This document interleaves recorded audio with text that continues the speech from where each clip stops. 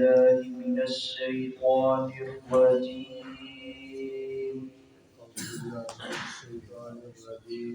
بسم الله الرحمن الرحيم. إنا نحن نحيي الموتى ونكتب ما قدموا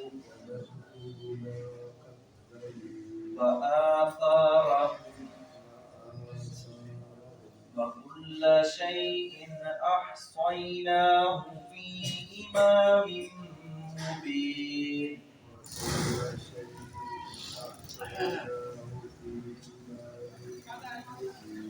واضرب لهم مثلا أصحاب القرية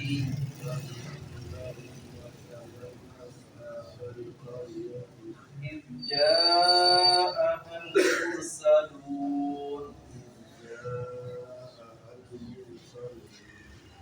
إذ أرسلنا إليهم اثنين فكذبوهما وعززنا بثالث فقالوا إنا إليكم مرسلون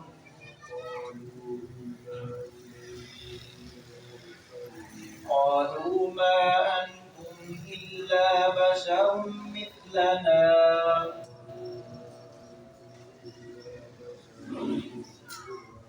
وما أنزل الرحمن من شيء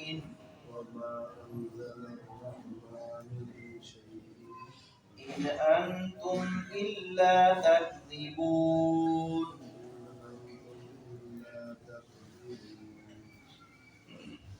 خالق کائنات نے مخلوقات کو دوبارہ انسانوں اور جنوں کو زندہ کرنا ہے، زندگی دے کر مارنا ہے، مارنے کے بعد پھر زندہ کرنا ہے۔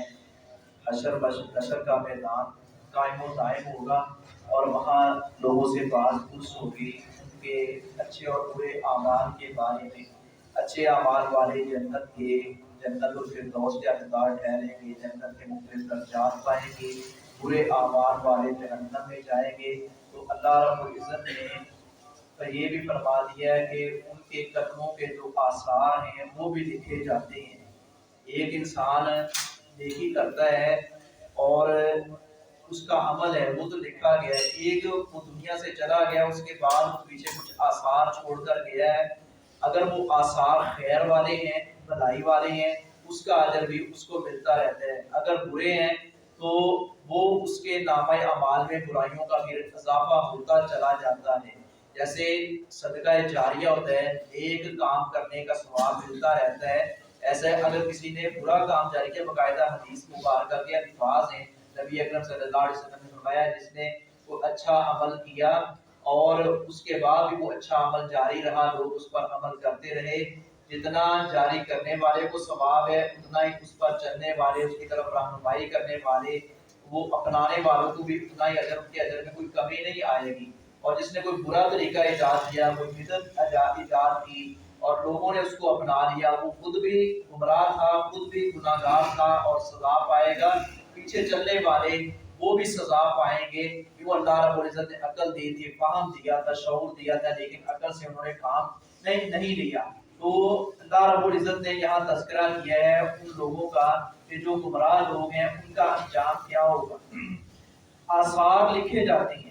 بنو سلمہ کے چند لوگوں نے مسجد نبوی کے قریب جگہ دیکھی خالی، تو انہوں نے وہاں سے یہاں منتقل ہونے کا ارادہ کیا کہ ہم مسجد نبوی کے پاس آ جائیں، ہمارا گھر مسجد نبوی کے پاس ہو جائے گا، مسجد میں آنا جانا آسان ہو جائے گا۔ نبی اکرم صلی اللہ علیہ وسلم نے فرمایا نہیں، تم وہیں رہو، یہ قدموں کے آثار بھی لکھے جاتے ہیں۔ بندہ یعنی کہ جتنے قدم چل کر مسجد میں آتے ہیں وہ قدموں کے بدلے کی اللہ رب العزت کی نیکیاں لکھی جاتی ہیں، تو یہ آثار ہوتے ہیں۔ اسی طرح آثار یہ بھی ہے کہ بندہ کوئی اچھا کام کر گیا ہے، کنواں کھدوا گیا ہے، کوئی مسجد وغیرہ بنا گیا ہے، کوئی خیر کا کام جاری کر گیا ہے، کہ صدقہ جاریہ بھی ہے، یہ اس کے آثار ہیں اور اچھے اثرات اس سے مرتب ہوتے ہیں۔ تو ہمیں چاہیے کہ ہم ان چیزوں کا اہتمام کریں۔ انا نحن، بلا شبہ ہم ہی، نحیی الموتى، زندہ کرتے ہیں مردوں کو، ہم ہی زندوں کو مردہ کرتے ہیں۔ بندہ زندہ ہوتا ہے پھر مر جاتا ہے، اللہ رب العزت نے فرمایا کہ ہم ہی زندہ کرتے ہیں مردوں کو، اور وَنَكْتُبُ، زندہ کرتے ہیں مردوں کو، مرے گا پھر زندہ ہوگا۔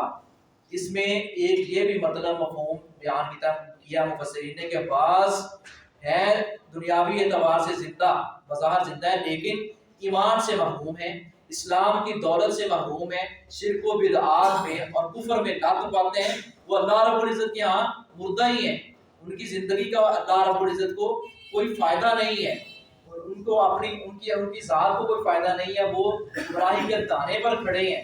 تو اللہ رب العزت نے فرمایا کہ اگر ان کو ہدایت مل جاتی ہے وہ اب زندہ ہو گئے ہیں۔ تو اللہ رب العزت اگر کسی کو ہدایت دے دیتا ہے وہ زندہ سے مردہ سے زندہ ہو جاتا ہے۔ اسی طرح زندہ سے مردہ کا سسٹم اور مردہ سے زندہ کا سسٹم، وَنَكْتُبُ، اور ہم لکھتے ہیں، مَا قَدَّمُوا، جو آگے بھیجتے ہیں، جو آگے بھیجا جاتا ہے، جو انسان نیک اعمال کرتا ہے، اللہ رب العزت فرماتے ہیں ہم لکھتے ہیں، وَآثَارًا، اور ان کے آثار بھی، ان کے عمل کی الگ اللہ رب العزت نے بات کی ہے، آثار کی الگ بات کی ہے۔ نیکیاں نیکی، نماز پڑھنے آئے ہیں، نماز کا اجر ملے گا۔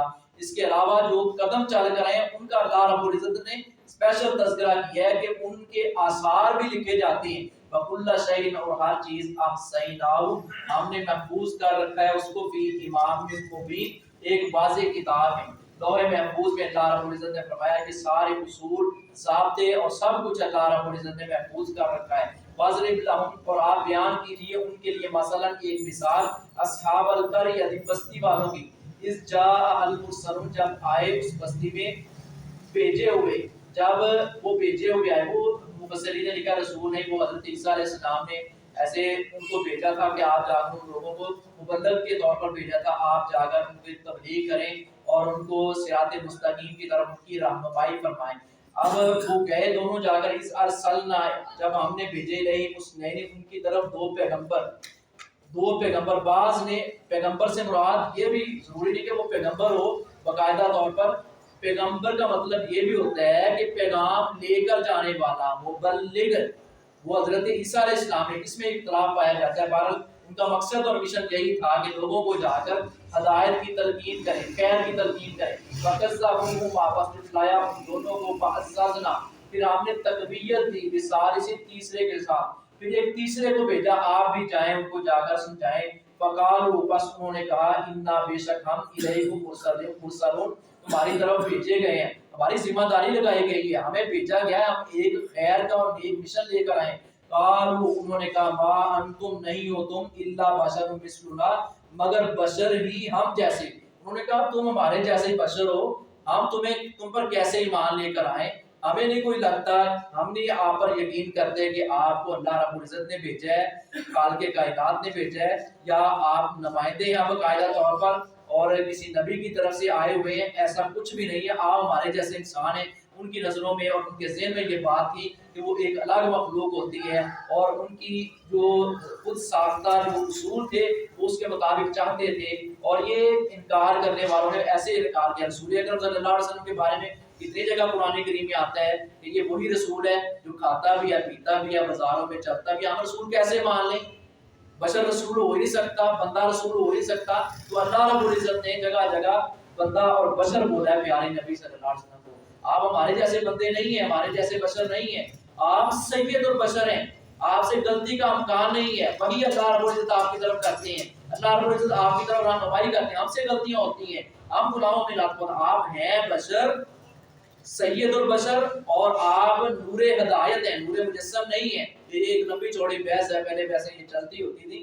بہرحال یہ اللہ رب العزت کے رسول ہے، سب سے اعلیٰ مقام رسول اکرم صلی اللہ علیہ وسلم کا ہے، اور آپ سے بڑھ کر اور آپ کے برابر بھی کسی کا مقام نہیں، سب نیچے ہیں۔ کائنات میں اللہ رب العزت نے سب سے زیادہ مقام رسول اکرم صلی اللہ علیہ وسلم کو عطا کیا۔ انہوں نے کہا کہ آپ بشر ہی ہیں، یعنی کہ ہماری طرف کھاتے پیتے ہیں، ہم آپ کو کیسے رسول مان لیں؟ وما انزل الرحمن، اور نہیں نازل کی رحمان نے، من شیء، کوئی چیز، ان انتم، نہیں ہو تم، الا تکذبون، مگر جھوٹ بولتے، تم اپنی طرف سے جھوٹ بول رہے ہو، بشر ہو، کوئی چیز اللہ نے نازل نہیں کی، اپنی طرف سے باتیں کر رہے ہو، ہم نہیں مانتے۔ یہ ان کا طریقہ تھا۔ اللہ رب العزت ہمیں ایسی غلط روش سے